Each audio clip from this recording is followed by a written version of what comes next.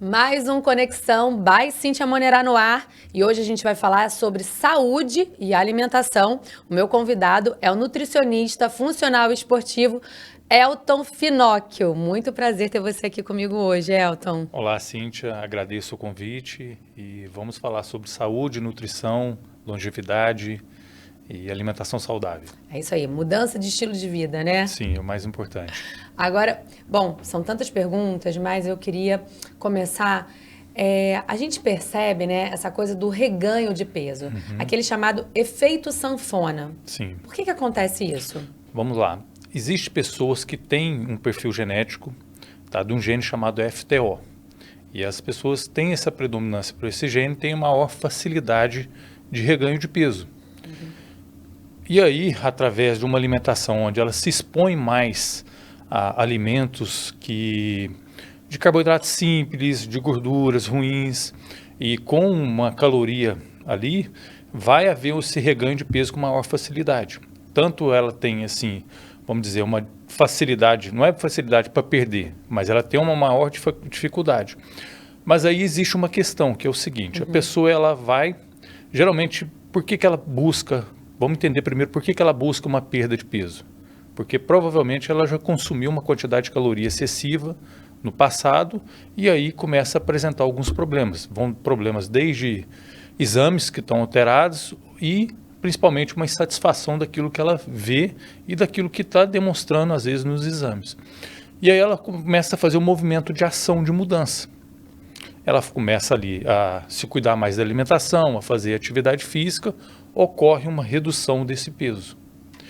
E aí, aos poucos, se não mudar a estratégia, às vezes, da alimentação, ou ela não manter-se ali fiel, por pelo menos aí 18 a 24 meses, estendendo até 6 anos. 6 anos seria o período. 6 anos seria o ideal. Ela vai acontecer um reganho desse peso. Porque toda vez que ela reduz o peso, ela não reduz a quantidade de células de gordura, ela reduz o tamanho. A célula não existe lá. E aí, quando ocorre esse reganho de peso, essa célula se multiplica em 8 a 10 vezes mais. Então, o peso ele não volta para aquele peso que ela começou lá inicialmente. Ele sempre volta para mais. E, infelizmente, isso fica marcado no DNA dela. Perfeito. Ela é uma pessoa que ela se sustenta magra por um tempo, e aí depois ela tem uma facilidade para esse reganho de peso se ela não tomar cuidado. Por isso que a mudança de padrão de comportamento, de estilo de vida, que foi o que a gente falou anteriormente, é o mais importante do que a gente pensar em dieta. A dieta é um passo para você começar a mudar um padrão de comportamento.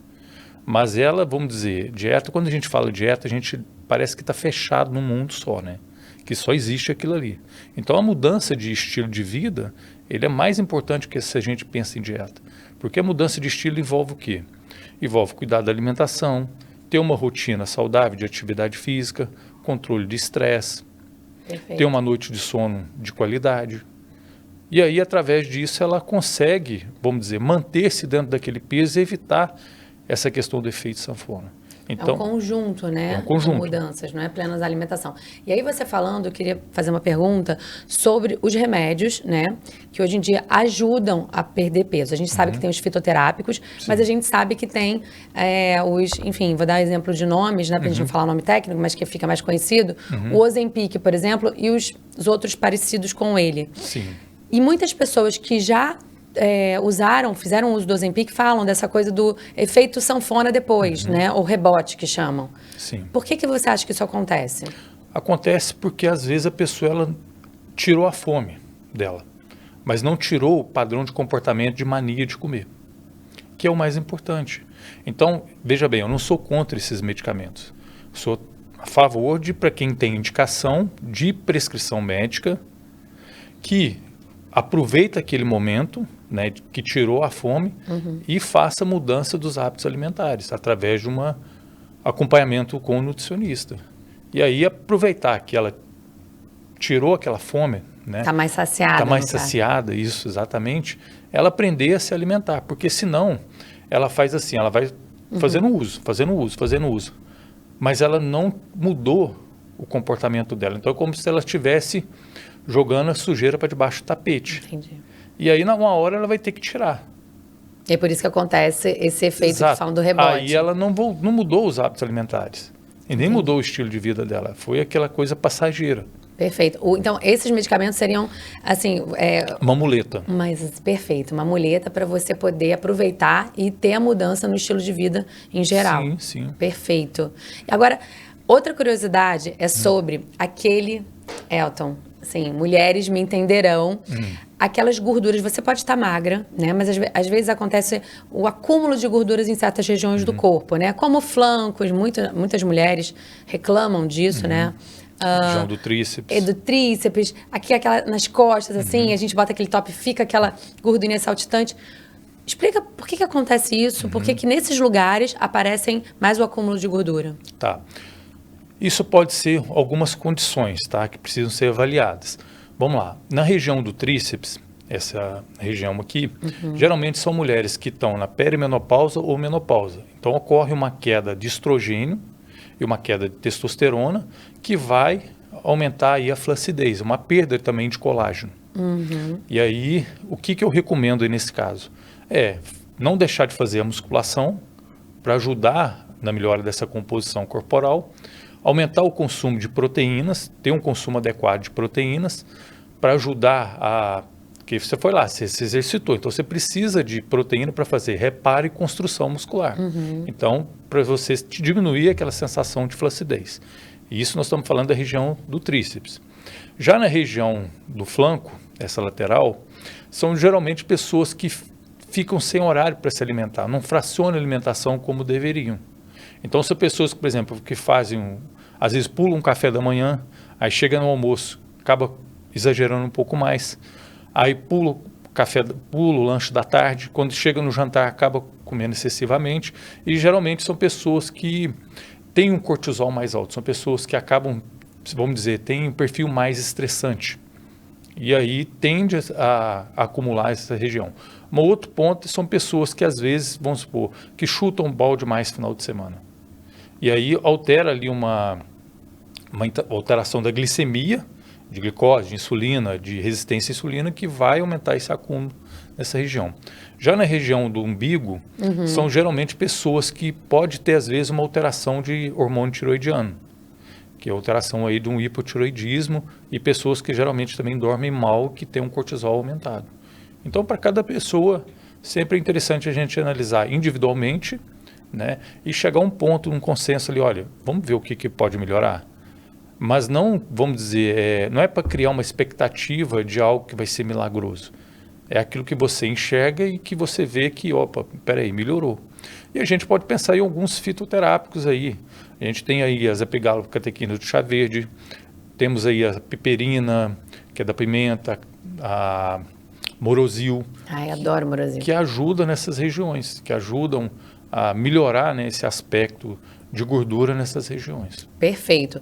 E continuando a falar sobre alimentação, eu queria que você falasse um pouquinho sobre jejum intermitente. É possível, né, as pessoas que fazem jejum intermitente malhar em jejum? Isso é saudável? Vamos lá, é super interessante a sua pergunta, é uma dúvida de muitas pessoas. Se esse treino não for um treino de uma intensidade, vamos dizer, muito pesada e longa, de tipo assim, vamos supor, é 1h30 de treino pesado. E se tiver interferindo no rendimento desse treino, se a pessoa estiver perdendo força durante o treino, se ela sente cansada com muita facilidade, ou se ela às vezes fica bocejando durante o treino, ela sente que ela poderia render um pouco mais se ela se alimentasse, então quer dizer, o jejum ele está interferindo naquilo ali. No desempenho dela. No desempenho dela. Perfeito. Sendo que ela poderia ter uma performance maior, poderia aumentar esse gasto durante a atividade física, vamos dizer, fazer microlesões musculares mais profundas e maiores, para ajudar, por exemplo, no processo de hipertrofia muscular e redução de gordura. Então, vamos lá, se o jejum estiver interferindo no rendimento durante o treino, não é interessante. Agora, do contrário, eu me sinto super bem quando eu me alimento, Quando eu fico e vou em jejum... No meu caso é o contrário. Quando eu tô... Gente, uma consultinha aqui. Quando eu tô em jejum, para aeróbico eu sou ótima. Para musculação eu já fico mais cansada, mas eu rendo. Mas, por exemplo, se eu como alguma coisa, pro aeróbico eu já não rendo. Porque o tipo de treino aeróbico é uma via de energia que ele é diferente do treino de musculação. O treino de musculação é um treino onde você vai usar glicogênio muscular, que ele é a principal combustível de energia para o corpo em exercícios como de musculação. E eles dependem do quê? De carboidrato, para serem formados. Perfeito. Então, se você sente bem treinando em jejum, fazendo o seu aeróbico em jejum, ok, está tudo certo. Agora, se você treina a musculação e você sente que está faltando alguma coisa, dê uma atenção a alguma coisa que seja de digestibilidade mais rápida, que não te faça sofrer tanto no treino, que você consiga uma melhor performance ali. E o pré-treino, ele já começa, na verdade, se você treina de manhã, ele já começa à noite no jantar e ceia. Então, o que você se alimenta no jantar e ceia, ele vai já ajudar a contribuir para o seu treino ali pela manhã.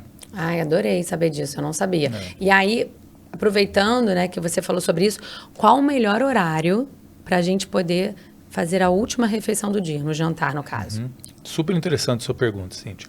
Porque nós temos um relógio biológico chamado ciclo circadiano. Tá? Isso foi até prêmio Nobel de 2017. Que eles descobriram o seguinte, que cada órgão nosso ele tem um relógio para funcionar.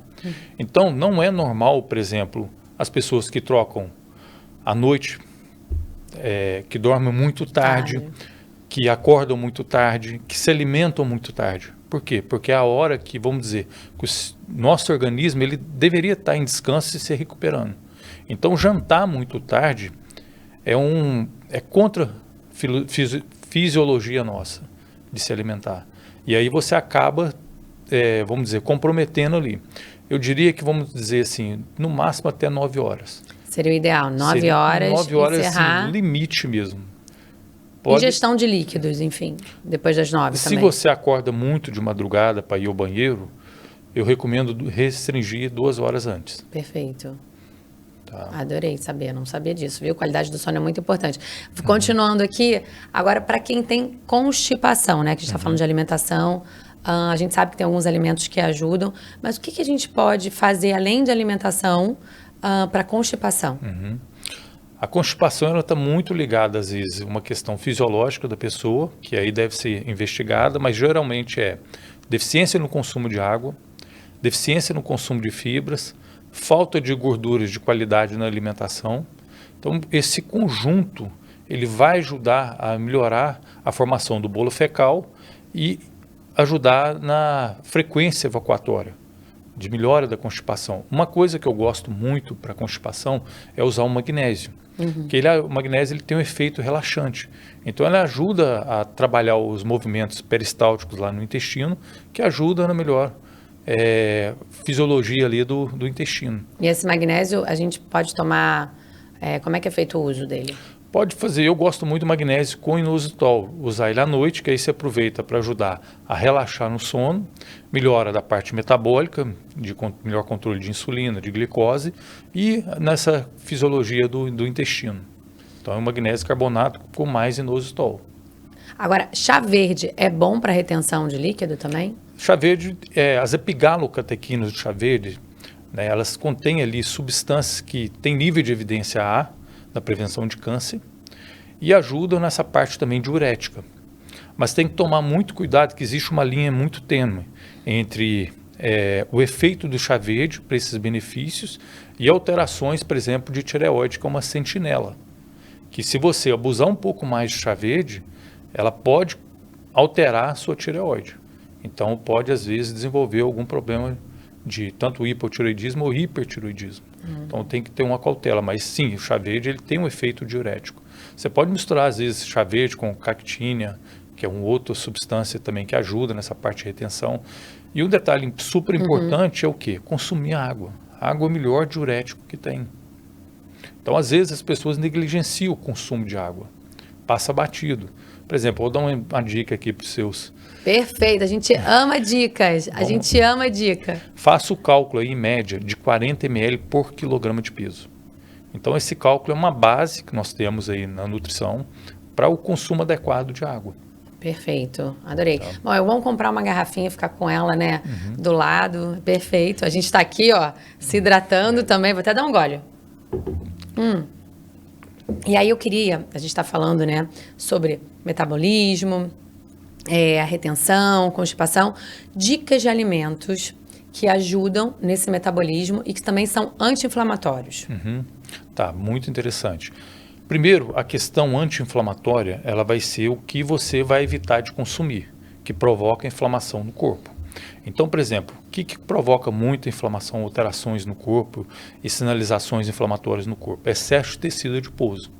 Então, excesso de gordura, ele vai contribuir para aumentar as citocinas inflamatórias no corpo e ter aquela inflamação, alterar marcadores inflamatórios.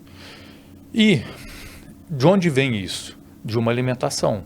Então, quando a pessoa ela tem exposição ao tabagismo, hoje a gente vê pessoas muito expostas aí àqueles vapor da vida, o cigarro eletrônico, o tabaco, o excesso de bebida alcoólica, o consumo aí de refrigerante, de alimentos com uma carga glicêmica alta, isso vai, e associado a uma noite de sono ruim, isso vai contribuir para o corpo ele ficar mais inflamado. Então, primeiro, consertar isso daí. Agora, de alimentos anti-inflamatórios, os mais, vamos dizer, estudados são quais? Você falou aí do chá verde, que as epigalocatequinas têm um efeito anti-inflamatório. Nós podemos pensar na cúrcuma também, que tem um efeito anti-inflamatório, o ômega 3. Então, são esses os alimentos aí que são mais adequados. E níveis adequados também de vitamina D, que tem um papel anti-inflamatório. Então, hoje as pessoas elas reduziram muito a exposição ao sol. Eu vejo direto no consultório níveis de vitamina D baixo em pessoas que, peraí, vamos olhar aqui o que está acontecendo. Então, é isso. Todos esse conjunto, né? Esse conjunto, isso. Agora, a gente vai voltar um pouquinho sobre a questão da hidratação, né? É uma dúvida, até eu fazia isso, você se hidratar durante a malhação, seja no aeróbico ou na musculação, com água de coco. Isso é benéfico? A água de coco vai ter caloria, né?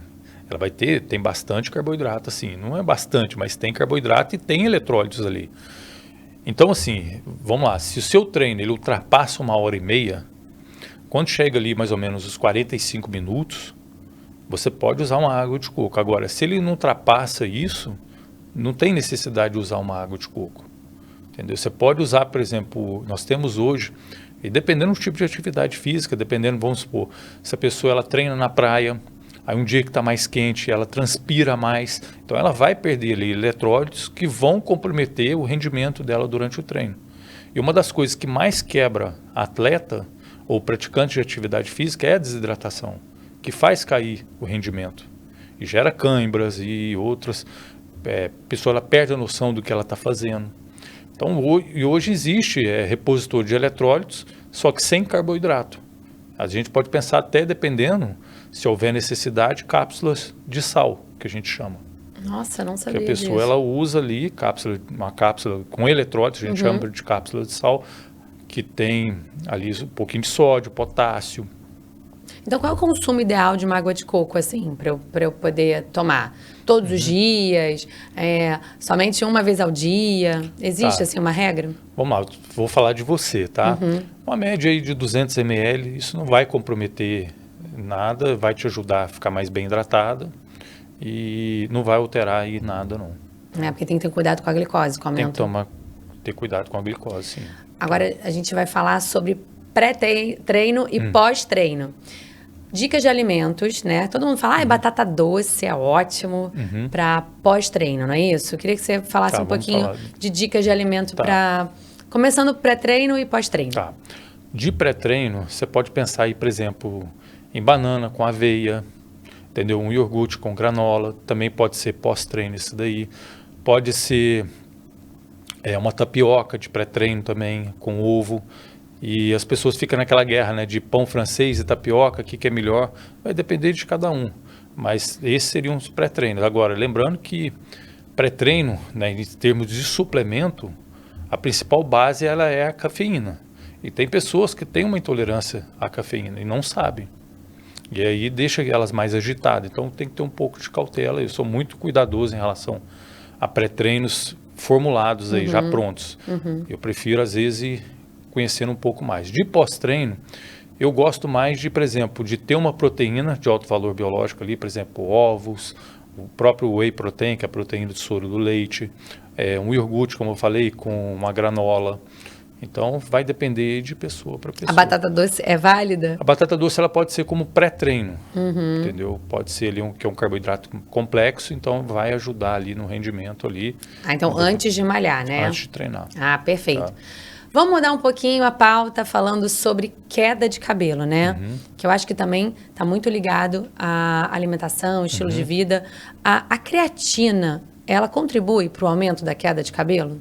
Não, isso foi somente um estudo que eles viram que a creatina ela aumentou o DHT, que é um hormônio que ele está relacionado à queda de cabelo, mas não necessariamente houve queda de cabelo. Então foi uma interpretação que foi errônea no sentido de que a pessoa às vezes lê o resumo lá e fala, não, peraí, caiu queda de cabelo. Isso foi disseminando, passando essa informação para frente e se tornou aí esse burburinho de que, não, aumenta a queda de cabelo, não aumenta. A queda de cabelo, né, ela vai ter várias questões em volta. Se a pessoa ela tiver já uma alopecia androgenética, ou então a gente viu aí pós-Covid, ou às vezes ela passa por um momento de estresse, coisa que é normal hoje em dia, Com né? certeza. Pode haver uma queda de cabelo. Então, primeiro investigar se ela tem ali algum fator de alteração, né? Seja aí uma anemia, por exemplo, pode haver uma queda de cabelo. Então, investigar primeiro, uma alteração de tireoide, pode haver uma queda de cabelo. Então, ela investigar o porquê que está havendo essa queda de cabelo, antes dela usar, às vezes, a creatina. Porque vocês vão supor, ela já tem a queda, e ela começa a usar, e chega essa informação para ela, peraí, então a culpa é da creatina. Entendi. Coitada, aí a creatina que vai sofrer na mão. E aí existem alguns alimentos, né? A gente falando agora de uma ajuda, não sei, para diminuir essa queda de cabelo, Sim. a gente fazer um tratamento com alimentação, existe isso? Eu me lembrei agora de um estudo que existe, que eles viram que pessoas que tomam refrigerante têm um aumento de calvície. Nossa. Isso por causa, provavelmente, dos conservantes, dos corantes, dos aromatizantes ali, dos adoçantes artificiais. Então, isso vai contribuir para uma queda de cabelo. Agora, em termos de alimento, né, procurar variar aí entre frutas, legumes, verduras, onde vão ter ali substâncias, né, vitaminas e minerais que vão contribuir. Um alimento que eu gosto muito, né, para essa questão de melhora capilar, por incrível que pareça, é o whey protein. Que ele contém ali vários aminoácidos, né, que vão ajudar no crescimento capilar. Então, fracionar mais as proteínas ao longo do dia, né, não concentrar somente, que às vezes a pessoa ela toma um café da manhã que tem pouca proteína, chega no almoço, ela consome ali uma base maior, um pouco de proteína, e depois ela só vai comer no jantar uma outra quantidade. Então, às vezes a falha está no consumo de proteínas que vão ajudar nesse crescimento capilar. Então, ficar de olho ali, às vezes. E suplementos também, tem alguns aí que a gente pode suplementar. Pode suplementar. Tá? Agora, pena que o nosso tempo é muito curtinho, Elton. Tantas perguntas para fazer. Mas eu queria finalizar, que eu acho que a gente até falou sobre a questão da importância da qualidade do sono, né? E aí você até citou o melhor horário para você fazer a última refeição. O que isso interfere no nosso sono? Por exemplo, você tem uma alimentação de mais proteínas, menos carboidrato, ou de repente, não, eu só consigo comer massa 9, 10 horas da noite, aquela lasanha, aquela macarronada. O que isso interfere na hora de dormir, na qualidade do sono? Foi super interessante essa pergunta, nossa. Por quê? Porque pessoas acham que restringir o carboidrato à noite é uma boa ideia. Só que não. A melatonina, que é o hormônio do sono, ela precisa de um pouco de carboidrato para produzir triptofano, se transformar ali em outros aminoácidos até chegar na melatonina. Então precisa de um pouco de carboidrato. Só que quando você consome um excesso desse carboidrato e sobra esse excesso de energia, a pessoa ela vai ficar mais agitada para dormir. porque a digestão daquela energia ali, ela não vai aproveitar, não vai gastar ela ali naquele momento. Então, é ideal ali ter um controle nessa carga glicêmica, né, que quantidade ali de carboidrato. Né, como é que a gente faz? A gente tem que ter uma balança para medir? Não necessariamente, é questão de quantidade mesmo, não abusar. Tá. Entendeu? Não precisa abusar. Agora, isso que você perguntou também é interessante. Por exemplo, eu tenho pacientes que são praticantes aí de pedal ou de corridas, onde fazem treinos mais longos, onde eu coloco uma quantidade maior de carboidrato para eles na noite anterior desse longão ou da prova. Para quê? Para ele já ir abastecido para o dia seguinte, para ele gastar aquilo ali. Agora, é uma questão também, a questão do sono, que é o seguinte: se você, por exemplo, tem pessoas que, como eu falei da cafeína, tem pessoas que abusam um pouco mais do consumo de café. Principalmente, vou tomar um café 4 horas da tarde. E aí ela não sabe por que ela está não conseguindo dormir bem. Ela não, chega na hora de dormir, ela não consegue relaxar. Pode ser, às vezes, aquele café que ela tomou ali, que está prejudicando ela ali e ela está interferindo na qualidade do sono dela. Ou seja, cafezinho da tarde, então tem que tomar cuidado também. Tem que tomar cuidado e fazer o que a gente chama de higiene do sono. Que seria? Né? Que seria ela diminuir a exposição a telas, pelo menos 1 hora, 2 horas antes de deitar, deixar a casa mais, vamos dizer, com menos luzes acesa, menos luz do dia, se expor mais, fazer momentos de relaxamento. Então ela pode pegar, por exemplo, óleo de lavanda, esfregar na mão e cheirar, fazer aquele... E isso vai aumentar os canais de GABA, que vai ajudar a relaxar. Pode fazer, por exemplo, um chá. Isso que eu ia perguntar, quais são os chás ideais? Chá de erva doce, camomila, capim-limão, ajuda a relaxar. E, enfim, ter uma rotina mais saudável ali, né, que a gente chama de higiene do sono, para momento de relaxamento antes de deitar, que ela vai conseguir melhorar a qualidade do sono dela. Anotaram as dicas? Quero saber se todo mundo pegou as dicas aí do Elton. Eu adorei, Elton. Pena que eu vou ter que encerrar, mas ele vai voltar aqui para a gente falar mais sobre esse assunto, né? Essa pauta maravilhosa. Obrigada. Eu que agradeço por essa mais troca. uma vez o convite e espero que uma próxima oportunidade eu retorne para a gente falar mais um pouco sobre saúde, longevidade e alimentação saudável. Com certeza. Sucesso sempre. Gente, obrigado. Até a próxima. Beijo!